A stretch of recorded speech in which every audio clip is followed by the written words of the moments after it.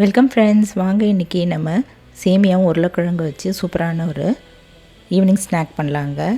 சேமியா கட்லெட் எப்படி செய்யலான்னு பார்க்கலாங்க. இதுக்கு ஒரு 3 உருளைக்கிழங்கு இருந்தால் போதும். இப்போ அடுப்பில் ஒரு பேன் வச்சு அதில் ஒரு 2-3 டம்ளர் தண்ணி ஊற்றிடலாம். ஒரு கப் அளவு சேமியா போட்டு நல்லா வேக வச்சுக்கலாங்க. உருளைக்கிழங்கு நம்ம குக்கரில் வேக வச்சு இறக்கி வச்சிடலாம். இப்போ இந்த சேமியாவும் நல்லா வெந்துடுச்சுங்க. இதை நம்ம வடிகட்டிக்கலாம். உருளைக்கிழங்கு நல்லா வெந்துருச்சு. தோலை உரிச்சிட்டு நல்லா இது போல் மேஷ் பண்ணிக்கலாம். நல்லா மசிச்சுட்டு கையில் நல்லா மசிச்சிடலாங்க. கட்டி இல்லாமல் நல்லா அழுத்தி பிசைஞ்சிடலாம். இப்போ இது வடிகட்டின சேமியாவும் இது கூட ஆட் பண்ணிவிட்டு நல்லா அழுத்தி பிசைஞ்சிக்கலாங்க.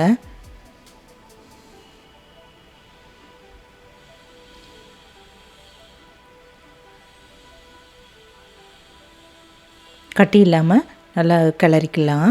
இப்போ கூடவே ஒரு ஸ்பூன் அளவு இஞ்சி விழுது, பச்சை மிளகாய், கொத்தமல்லி, கருவேப்பிலை, 1/4 கப் அளவு துருவின கேரட் இதெல்லாம் போட்டுக்கலாங்க.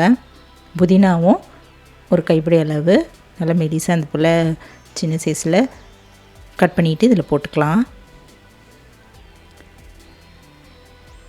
இப்போ இது கூடவே ஒரு 1/2 டீஸ்பூன் அளவு உப்பு, தேவையான காரப்பொடி ஒரு 1/2 டீஸ்பூன் அளவு, சின்ன பசங்க சாப்பிட்றதா இருந்தால் பார்த்து போட்டுக்கலாம்.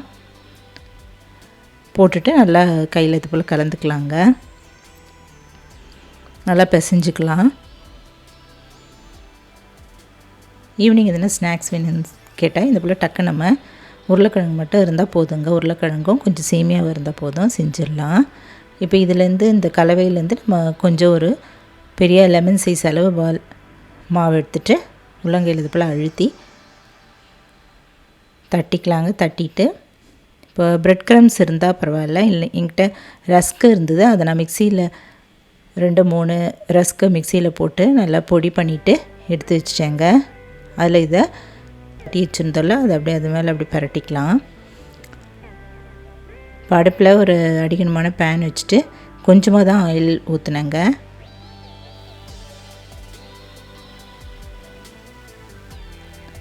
இதை நல்லா பரட்டிடலாங்க. அப்போ தான் உதிராமல் இருக்கும். இது போல் எல்லாம் பரட்டி எடுத்து வச்சிடலாம். இது ஷாலோ ஃப்ரை தான் பண்ணுங்க, டீப் ஃப்ரை பண்ணலை. எண்ணெயில் போட்டு பொரித்து எடுக்கலை. கொஞ்சமாக எண்ணெய் ஊற்றி தான் நம்ம இது 2 பக்கமும் நல்லா வேக வச்சு எடுக்கணும். ஒரு பக்கம் நல்லா செவந்ததும் திருப்பி போட்டு 2 பக்கமும் நல்லா செவந்ததும் எடுத்துடலாங்க. உருளைக்கிழங்கும் நம்ம சேமியாவை மட்டும் வேக வச்சா போதும். மற்ற வேலையில் நம்ம ஈஸியாக இதை செஞ்சிடலாம். ஈவினிங் ஸ்நாக்ஸ் வேணும்னு கேட்டால் இது போல் நம்ம செஞ்சு கொடுக்கலாங்க. ரொம்ப நல்ல டேஸ்டான இந்த சேமியா கட்லெட் நீங்கள் வீட்டில் ட்ரை பண்ணி பாருங்கள். இது கூட நம்ம தக்காளி சாஸ், டொமேட்டோ சாஸ் வச்சு கொடுத்தா ரொம்ப விரும்பி சாப்பிடுவாங்க. நீங்களும் ட்ரை பண்ணி பார்த்துட்டு இந்த ஈவினிங் ஸ்நாக் ட்ரை பண்ணி பார்த்துட்டு எப்படி இருக்குன்னு சொல்லுங்கள். இந்த வீடியோ பிடிச்சதுன்னா என்னுடைய சேனலான குக்கிங் வித் சித்ரா அன்பு சேனலை சப்ஸ்கிரைப் பண்ணிக்கோங்க. தேங்க்ஸ் ஃபார் வாட்சிங். நம்ம அடுத்த வீடியோவில் பார்க்கலாம். நன்றி, வணக்கம்.